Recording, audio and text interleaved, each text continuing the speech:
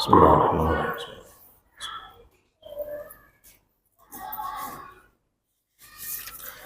Assalamualaikum warahmatullahi wabarakatuh. Alhamdulillahirabbil alamin, hamdan katsiran thayyiban mubarakan fihi.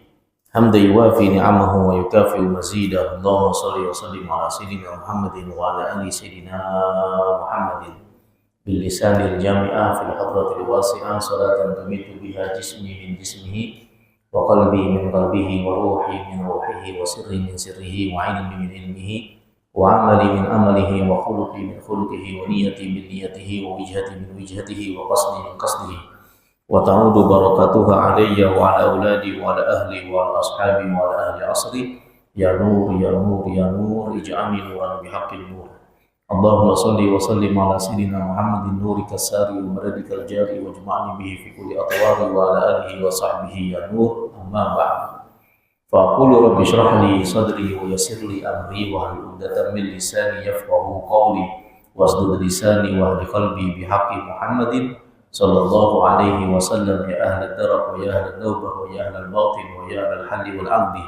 Nawaitu ta'alluma wa ta'lim wa tadakkura wa tadhkir wa ifada wa istifada wa naf'a wa intifa' wa al-hath ala tamassuki bi kitabillah wa sunnati rasulih wa dalalata al-khair wa du'a ila al-huda ibtigha'an li wajhillahi wa mardatihi wa thawabihi wa qurbihi ta'ala.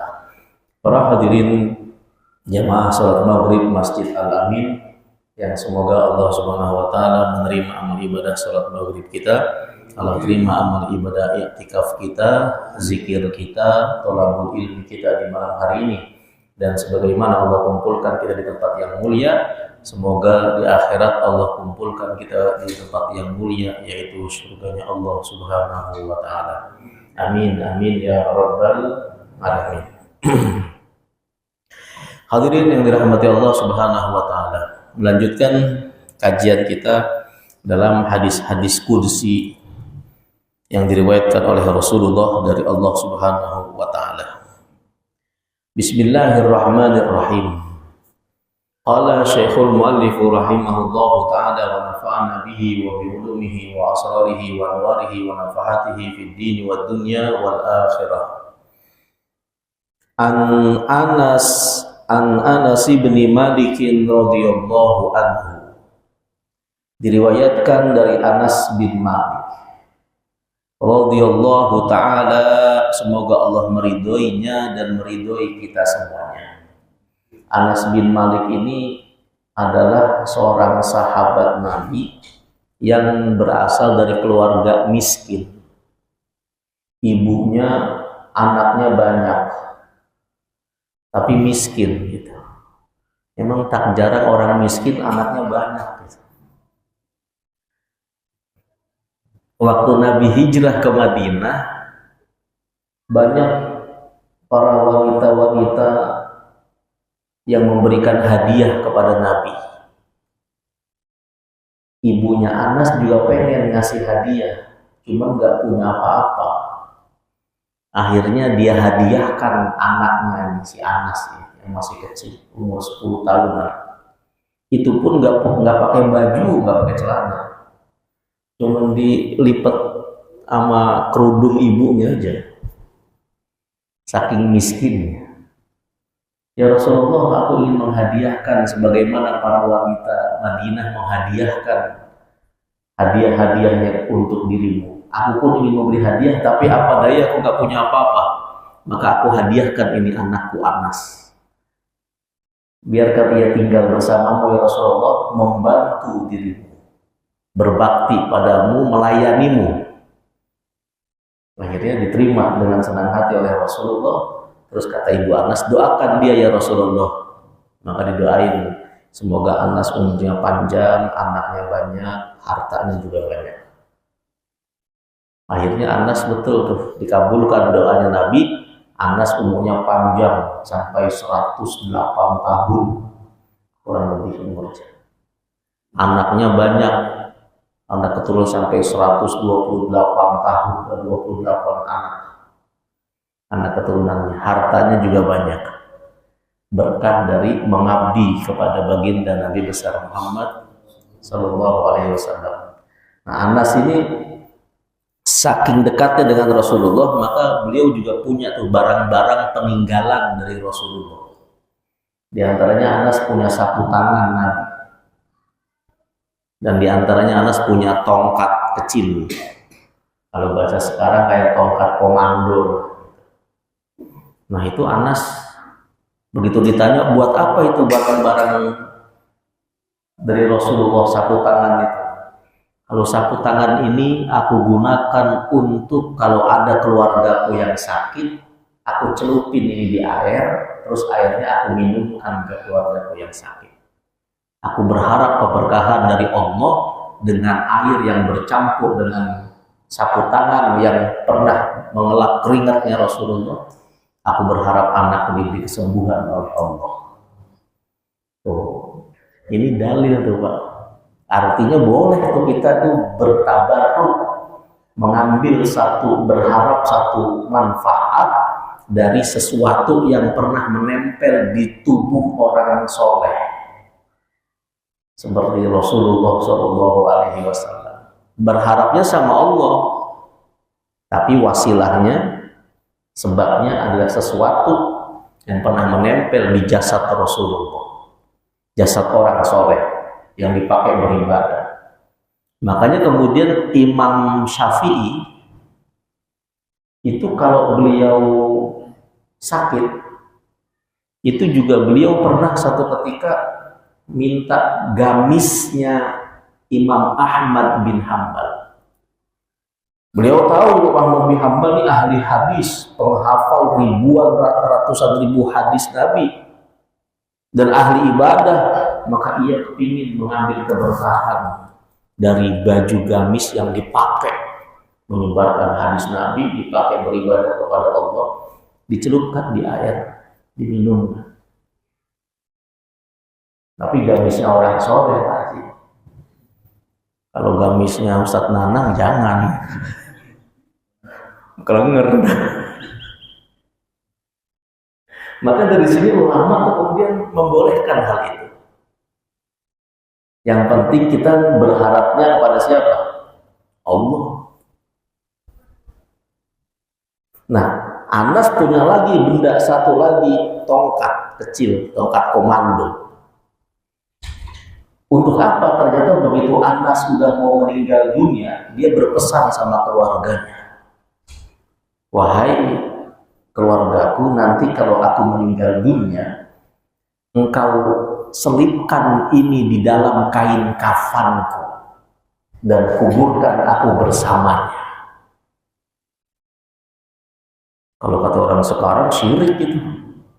Buat apa kubur pakai tongkat segala? Kira-kira buat apa tuh Anas minta dikuburin bersama tongkat Nabi? Apa buat mentungin mungkar nakir? Yang enggak. Dia berharap dengan adanya sesuatu yang pernah dipakai Rasulullah, dia berharap itu keberkahan dari tongkat yang pernah menerima wahyu dari Allah bersama Rasulullah. Dia berharap keberkahan tongkat itu selamat dari siksa kuburnya Allah. Dan enggak hanya Anas bin Malik aja yang seperti itu. Ada lagi sahabat yang Nabi yang lain yang minta dikubur bersama rambutnya Rasulullah. Para sahabat tuh banyak yang punya rambut Nabi. Dari mana? Ketika Nabi Muhammad umroh, terus tahallul, menggundul rambutnya. Itu rambut Nabi enggak ada yang jatuh ke tanah. Rebutan. Yang nggak dapat minta lagi yang dapat. Ada yang dapat 1 helai, ada yang dapat 3 helai, ada yang dapat macam-macam. Maka sampai sekarang tuh masih ada tuh orang-orang yang menyimpan rambut yang turun temurun dia wariskan dari ayah dan kakeknya. Dan anehnya rambut Rasulullah itu terus memanjang. Ini menandakan bahwa memang Rasulullah itu kelihatannya meninggal dunia, tapi sejatinya hidup.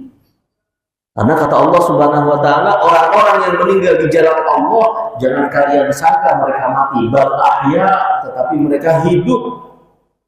Bahkan diberi rizki oleh Allah Subhanahu wa taala.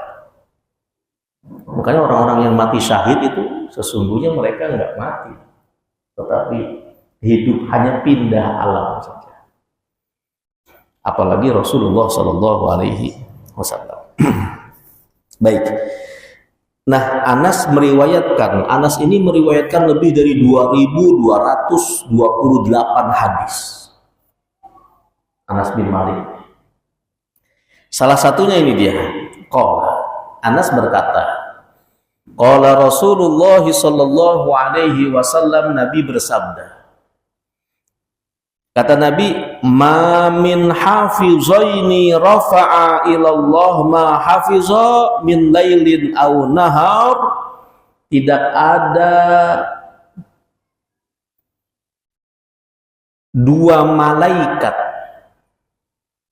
yang mencatat amal perbuatan dan perkataan manusia, baik itu di malam hari ataupun di siang hari,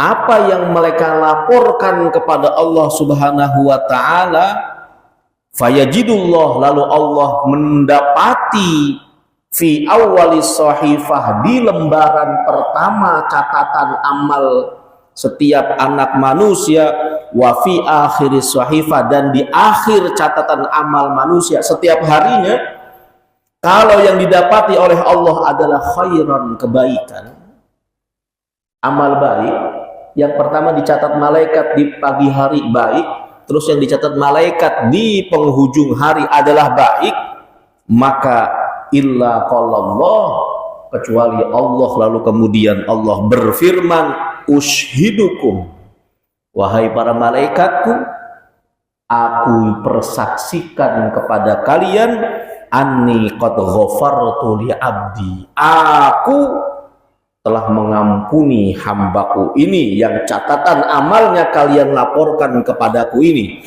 ma baina tarafai sahifah, apa yang ada di catatan ini, di antara awal catatan dan akhir catatan, meskipun itu ada catatan dosa, telah aku ampuni, karena aku melihat awal catatannya baik, akhir catatannya juga baik, maka aku anggap baik semua.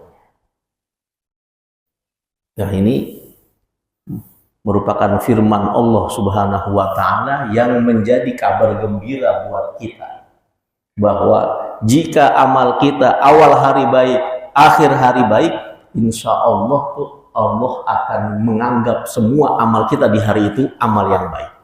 Kalau toh ada yang salah-salahnya di tengah-tengah itu, Allah ampuni. Yang penting awal dan akhirnya baik.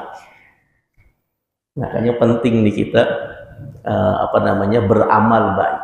Oleh sebab itu Rasulullah SAW berusaha.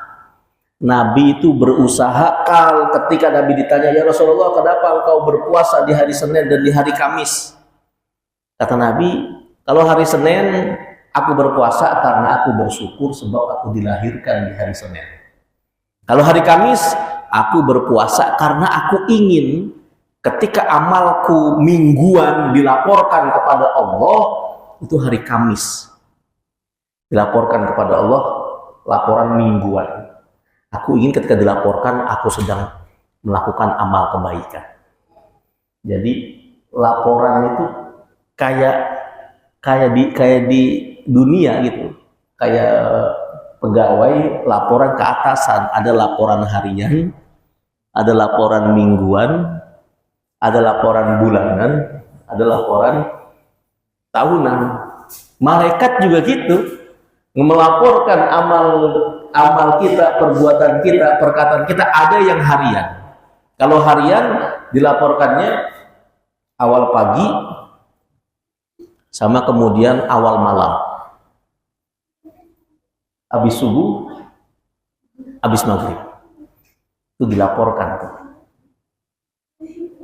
Itu kalau harian. Yang mingguan setiap hari Kamis dilaporkannya, Kamis sore dilaporkannya. Kalau tahunan setiap 15 bulan Sya'ban, atau yang kita kenal dengan nisfu Sya'ban. Makanya kemudian kita beramal baik di malam nisfu Sya'ban. Dengan harapan ini laporan kita, oh ternyata Allah melihat, oh ini hambaku sedang berbuat kebaikan. Oleh sebab itu, dengan harapannya Allah kemudian menganggap kita adalah orang-orang yang memang berhak mendapatkan predikat orang-orang baik di sisi Allah Subhanahu wa Ta'ala. Termasuk ini, apa yang dilaporkan oleh dua malaikat yang melaporkan amal kita setiap hari. Kita berharap di awal kita baik, di awal hari baik, di akhir hari juga kita baik, agar kemudian kita mendapatkan penilaian dari Allah sebagai orang-orang yang baik. Setiap hari amal kita dicatat oleh malaikat. Allah Subhanahu wa Ta'ala berfirman, "Ma yalfizu min qaulin illa ladaihi raqibun atid." Tidak ada satupun kata yang keluar dari lisan seorang manusia kecuali di situ ada malaikat raqib dan malaikat atid yang mencatat. Apapun yang keluar, meskipun hanya satu kata, maka ada malaikat yang mencatatnya. Kalau perkataan, perbuatan yang kita lakukan adalah baik, dicatat. Jangankan setelah dilakukan, baru niat baik aja udah dicatat kebaikan. Kalau kita niat baik, udah dicatat. Begitu diamalkan niat baiknya, dilipat gandakan 10. Tapi kalau yang kita niatkan buruk, belum dicatat sama malaikat. Begitu baru betul-betul dilakukan itu keburukan, barulah dicatat dosa, tapi cuma satu. Nggak dilipat gandakan. Itu bedanya amal baik dan amal buruk. Contoh, misalnya kita sebelum tidur kita niat, ya Allah, saya niat besok ingin bangun sebelum subuh, terus saya siap-siap sholat tahajud, kemudian saya ingin berjamaah di Masjid Al-Amin karena saya lagi semangat sebab karpetnya baru, misalnya masih empuk dipakainya, belum bau apek misalnya. Dia baru niat baik tuh, pengen jamaah sholat subuh, udah dicatat tuh sama malaikat. Ternyata subuhnya benar pas dia bangun, lalu kemudian dia betul-betul dicatatlah, kemudian dilipat gandakan 10 kali lipat. Nah itu niat baik, lalu diamalkan niatnya. Tapi kalau dia niat buruk, baru niat saja belum ditulis. Dia niat buruk, baru niat belum ditulis. Sampai dia betul-betul melakukan itu keburukan, itu pun belum dicatat secara permanen, masih dibiarkan. Kata Allah, jangan kau tulis dulu hai malaikat, siapa tahu dia sebentar lagi bertaubat, atau siapa tahu dia sebentar lagi mengembalikan apa yang dia ambil. Jangan kau catat dulu, sebab kalau malaikat kalau udah nyatet, ngapusnya susah. Jangan sampai ada tip X-nya gitu. Kalau ada tip X-nya disangkanya Allah berbuat manipulasi, malaikat berbuat manipulasi. Maka kata Allah, jangan kau catat dulu kalau dia berbuat buruk. Tunggu kurang lebih 6 jam, kurang lebih. Kalau dalam waktu 6 jam kok nggak ada taubat, kok nggak dia balikin apa yang dia ambil, barulah kemudian dicatat satu dosa. Nah itu betapa rahmatnya, betapa rahman dan rahimnya Allah pada kita, khususnya umatnya baginda Nabi besar Muhammad sallallahu alaihi wasallam.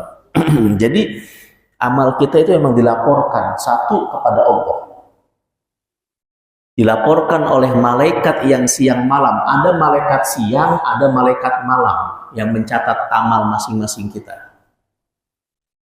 Namanya malaikat, dalam bahasanya ada yang bilang malaikat hafizin, malaikat yang menjaga itu.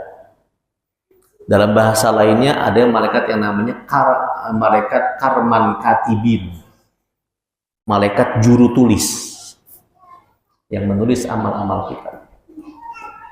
Kalau bahasa Al-Qur'annya raqibun atid, malaikat raqib dan malaikat atid. Ini Dia ibaratnya itu ketuanya, ketua malaikat yang bagian nulis. Yang pertama, amal kita dilaporkan kepada Allah. Yang kedua, amal kita dilaporkan kepada Rasulullah. Jadi amal kita tiap hari itu dilaporkan kepada Rasulullah. Dalam hadis Rasulullah bersabda, hayati khairun lakum, hidupku itu bagus untuk kalian, karena aku bisa langsung mengontrol kalian ketika aku masih hidup. Kalau ada yang salah, aku langsung benerin. Kalau ada yang nggak tahu, aku beritahu. Kalau ada yang bertanya, akan aku jawab. Hidupku baik untuk kalian. Wa mamati, matiku pun itu juga masih membawa kebaikan kepada kalian. Bagaimana maksudnya ya Rasulullah? Karena setiap hari aku diberi laporan amal-amal perbuatan kalian yang masih hidup. Kalau ternyata yang dilaporkan kepadaku adalah amal baik, maka aku bersyukur kepada Allah, memuji Allah. Tapi kalau yang dilakukan umatku adalah perbuatan yang buruk, aku sedih. Tapi kemudian aku beristighfar kepada Allah, memohon ampunan kepada Allah Subhanahu wa Ta'ala. Nah, itu kepada Rasulullah. Yang ketiga, amal ibadah kita, perbuatan baik dan buruknya perbuatan kita itu juga dilaporkan kepada leluhur kita yang telah meninggalkan kita, mendahului kita menuju alam barzakh. Kata Rasulullah Shallallahu Alaihi Wasallam, inna a'malal ahya'i tu'radu alam. Itu berisik banget ya. Lagi pada ngapain sih itu Ustaz?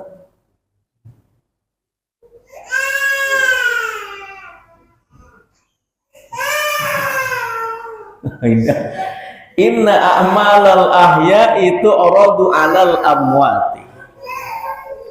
Sesungguhnya amalan orang yang masih hidup itu dilaporkan kepada orang-orang yang telah meninggal dunia di antara leluhur mereka. Jadi amal perbuatan kita tuh dilaporin kepada bapak kita, kepada kakek kita, leluhur kita. Jangan dianggap mereka nggak dapat laporan. Jika yang dilaporkan adalah amal baik, mereka bangga. Mereka senang, alhamdulillah anak keturunanku membahagiakan aku. Mereka pun gembira di alam kuburnya. Tapi kalau yang dilaporkan adalah perbuatan buruk, mereka juga sedih. Bahkan bisa jadi mungkin berdampak kepada mereka. Karena ada satu di Arab sana, ada seorang pemuda mimpi didatengin ayahnya yang sudah meninggal dunia. Tapi bajunya lusuh, wajahnya pucat, sedih, rambutnya aut-autan, baunya bau nggak enak. Lalu kemudian begitu bangun ini sang anak, pagi harinya dia bertanya kira-kira apa takwil mimpinya. Dia bertanya kepada salah seorang tokoh, lalu disebutkan, jangan-jangan engkau beramal dengan amal yang buruk. Hingga kemudian amalmu itu berdampak kepada orang tuamu di alam barzakh. Apa kau melakukan perbuatan dosa, hei anak muda? Dia ingat-ingat, dia bilang, iya bisa jadi. Apa itu? Aku kalau malam libur, kalau bahasa kita ya malam minggu lah, aku itu kalau malam minggu, aku kumpul sama teman-temanku sesama pemuda, di kamar yang emang dulu bekas kamarnya bapakku, dan aku bergadang di situ nonton film porno. Nah, itu dia. Bisa jadi gara-gara kemaksiatanmu dan teman-temanmu itu berdampak buruk kepada orang tua di alam barzah. Maka bertobatlah kepada Allah dan gantilah kegiatan malam libur-liburmu itu. Kalau sebelum ini engkau adakan nonton bareng, besok gantilah dengan membaca sholawat dan zikir kepada Allah, sholawat pada Rasulullah.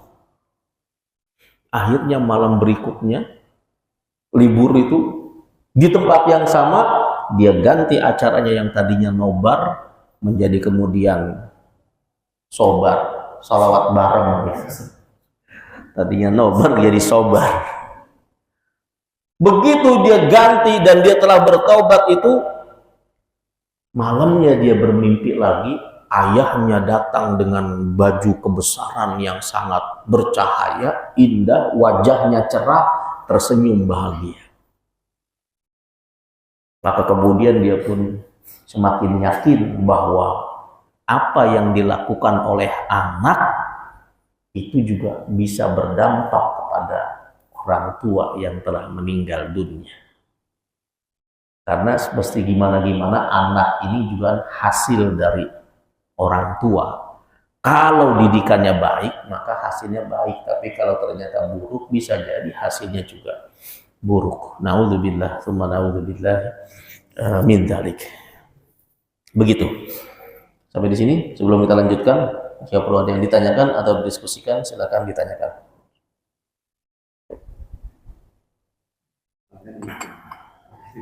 Alhamdulillah. Ada? Ya, silakan. Yani.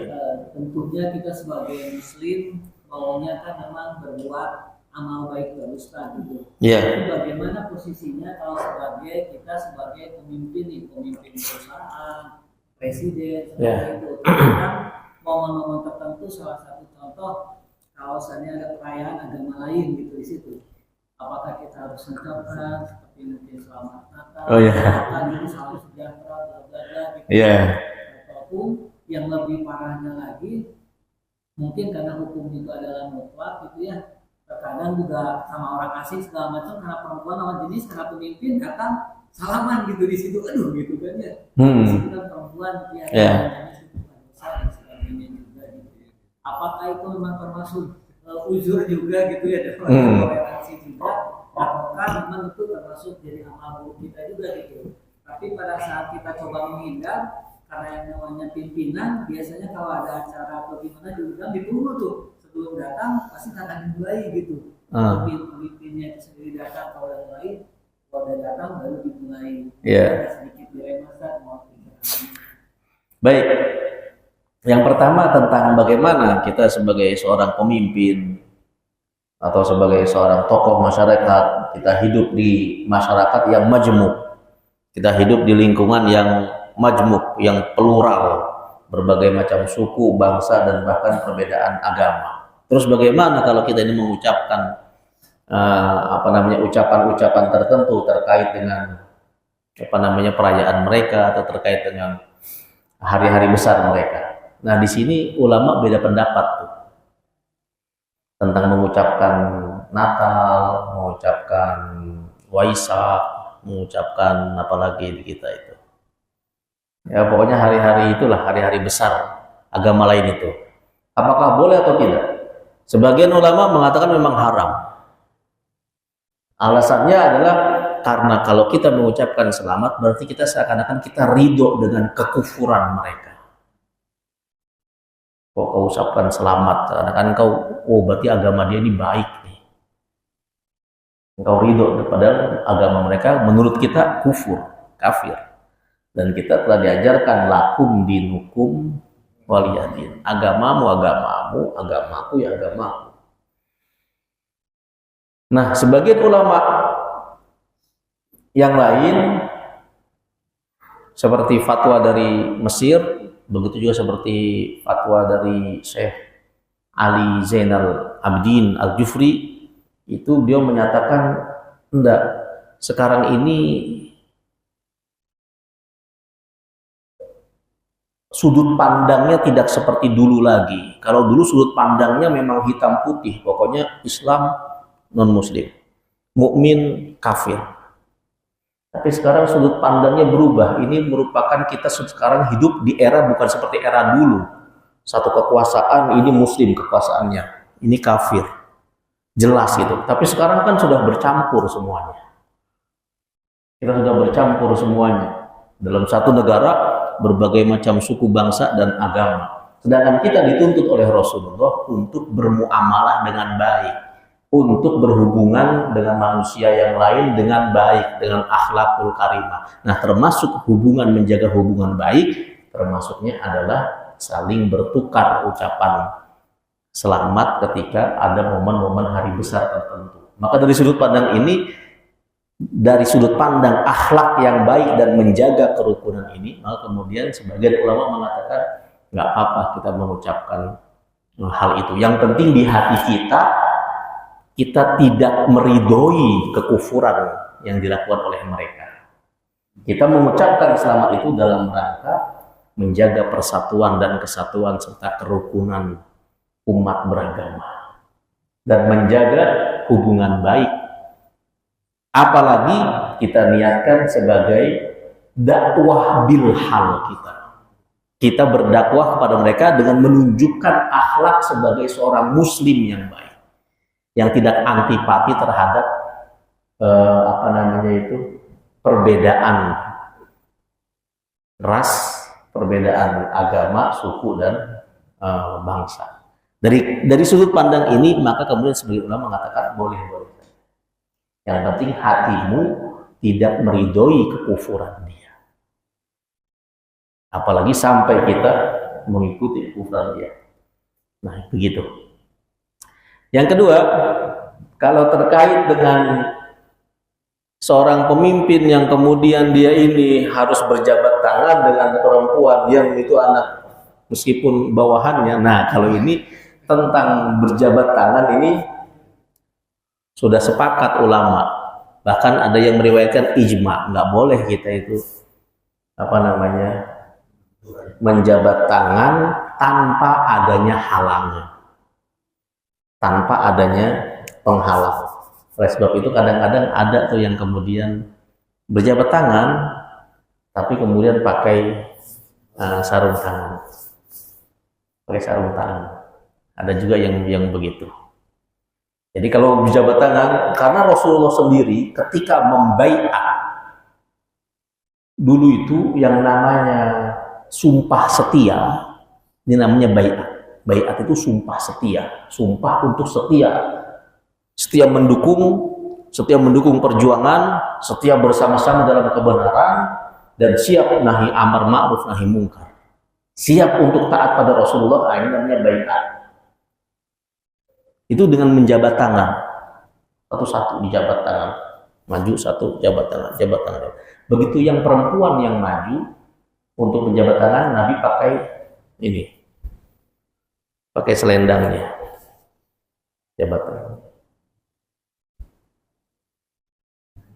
pakai selendangnya, pakai penghalang, pakai jabat tangan, pakai penghalang. Ustaz, kan kita kita ke kantor bawa sorban misalnya, ya kan ada sapu tangan, ada sarung tangan juga. Kalau memang harus begitu. Kalau enggak, kita juga sudah paham. Maksudnya orang-orang kan sudah paham kalau kita selamat siang Bu, selamat siang. Orang juga paham.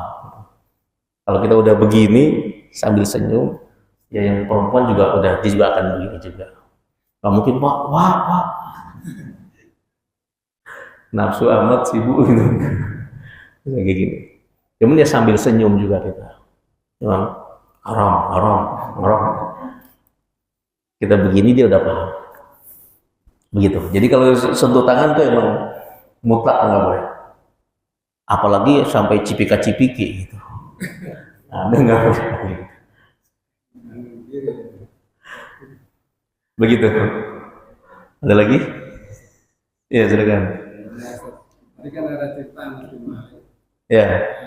Mohon maaf kadang-kadang kalau anak itu kan malas Ustaz ya, orang tua. Malas apa? Malas doakan. Doain orang tua. Iya.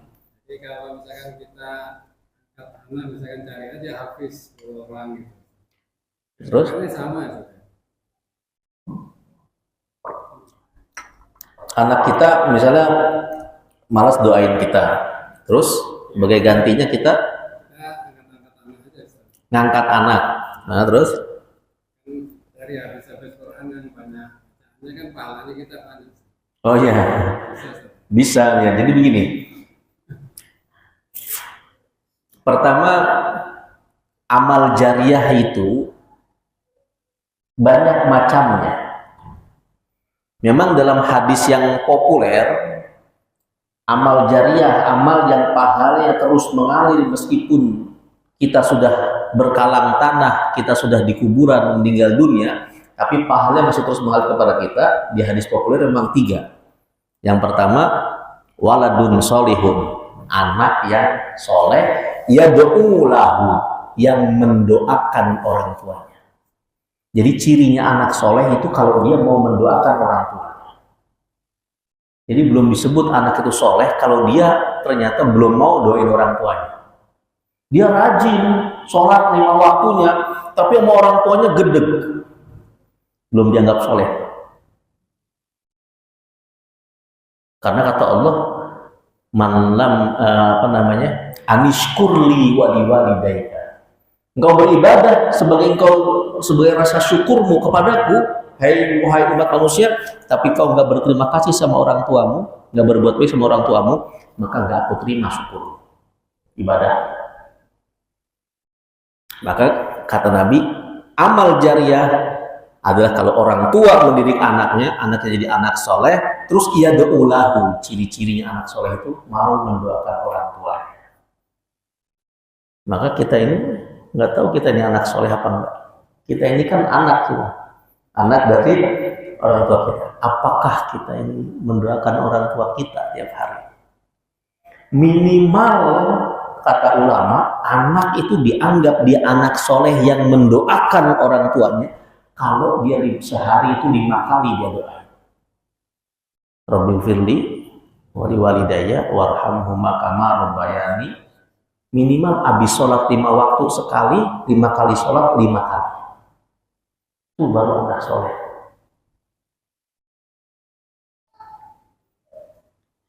Kalau ternyata kemudian kita merasa kayaknya saya nggak pernah didoain sama anak saya, boleh nggak saya Ustaz mencari cara lain agar ada orang yang doain saya? Boleh, karena yang namanya anak itu ada anak biologis, ada juga anak ideologis. Anak biologis adalah anak darah kita, anak ideologis adalah anak didik kita. Anak yang kita didik, yang kita biayain, yang kita urus, yang kita ajarin, sehingga kemudian dia menjadi anak yang soleh terus mendoain kita. Nah itu juga termasuk ke dalam doa seseorang anak untuk kita. Tapi ingat, kita diingatkan oleh Nabi, oleh agama kita, yang namanya ngangkat anak nggak boleh diakuin sebagai anak kandung kita. Kalau ngangkat anak boleh, ngasuh orang, ambil anak miskin kita biayai pendidikannya, biaya hidupnya boleh, tapi nggak boleh diaku sebagai anak kandung kita. Binnya tetap bin bapaknya. Kita hanya bilang ini anak saya, anak asuh saya, anak didik saya, anak murid saya, anak angkat saya. Kalau binnya tetap bin orang tuanya. Begitu. Dan ingat, kalau yang namanya anak angkat, dia tidak punya hak menjadi ahli waris kita. Dia mungkin mewarisi ilmu kita. Dia mungkin mewarisi ajaran-ajaran baik dari kita. Dia mungkin mewarisi akhlak dan kepribadian baik dari kita. Tapi untuk warisan, harta waris, dia tidak berhak menjadi ahli waris.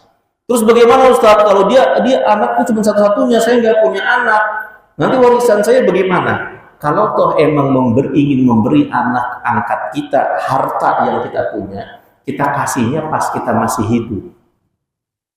Kita masih hidup, kita kasih nih buat kamu. Nah ini namanya hibah. Namanya apa? Hibah atau hadiah. bukan bagi warisan. Karena kalau bagi warisan itu pembagiannya setelah wafatnya orang yang diwarisi. Begitu. Ada lagi? Ya, silakan.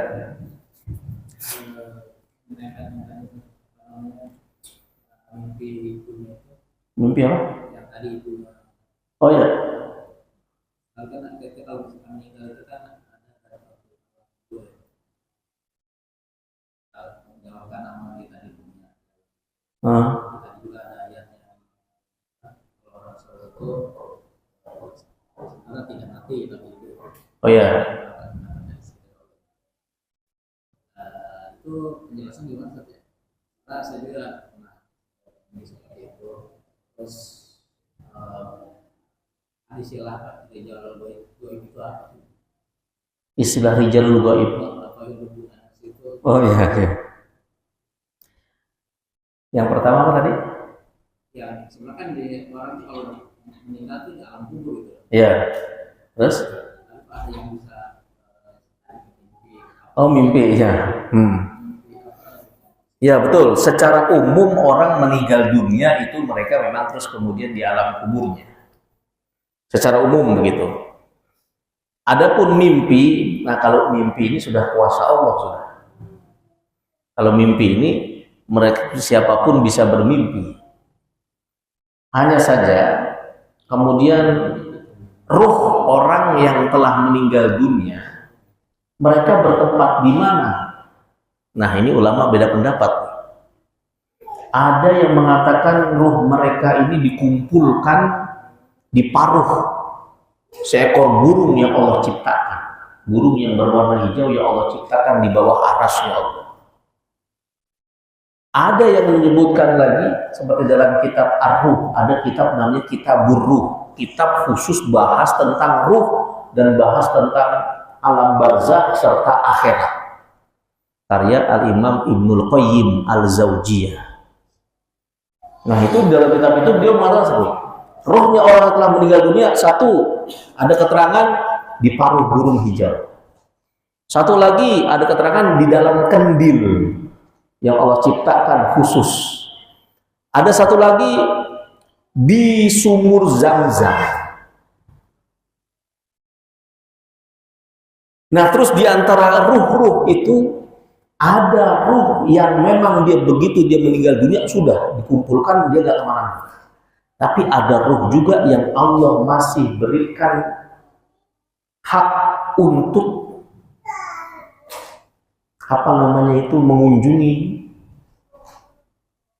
mengunjungi hal-hal yang masih ada di dunia. Nah termasuknya ruh ini termasuknya ruh orang-orang yang para kekasihnya Allah termasuknya. Jadi ruh itu ada yang Allah cipta, yang ada yang Allah takdirkan mereka itu saling mengunjungi. Satu kuburan, satu ruh di kuburan mengunjungi temannya yang di kuburan lain. Sebagaimana orang yang masih hidup juga kadang-kadang kita suka mengunjungi teman kita yang di sana, teman kita yang di sana.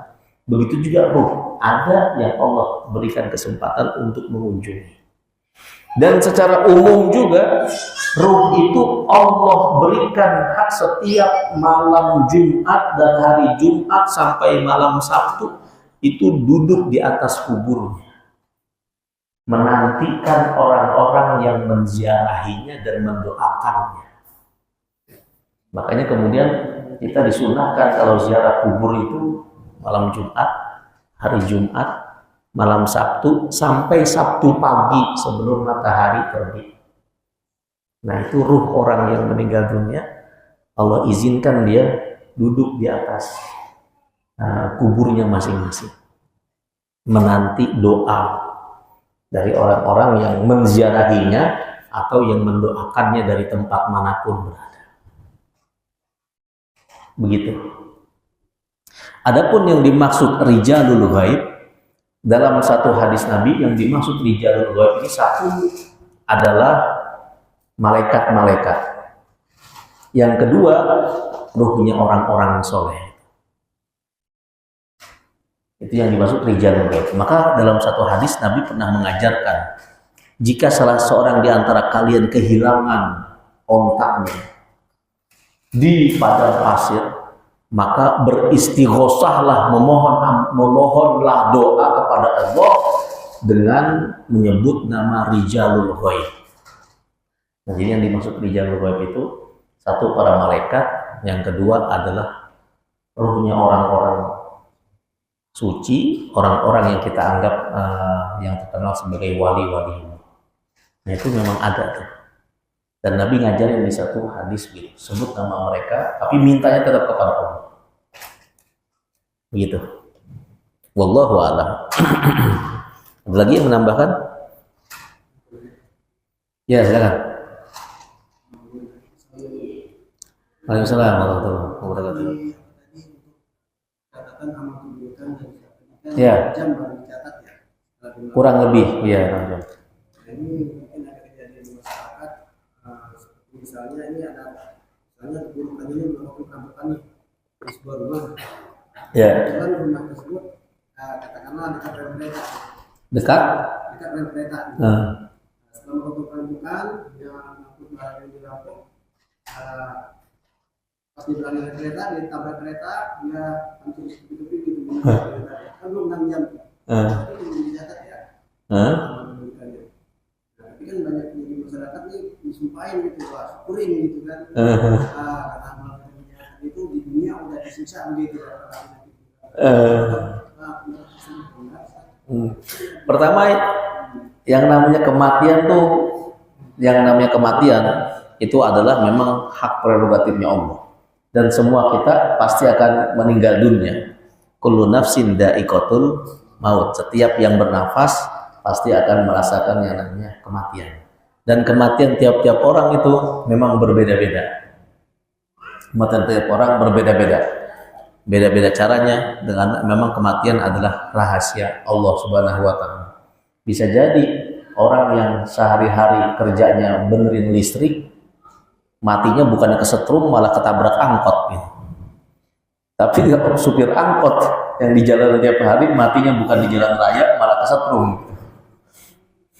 Maka kematian tidak ada hubungannya misalnya dengan itu seperti yang disebutkan tadi itu.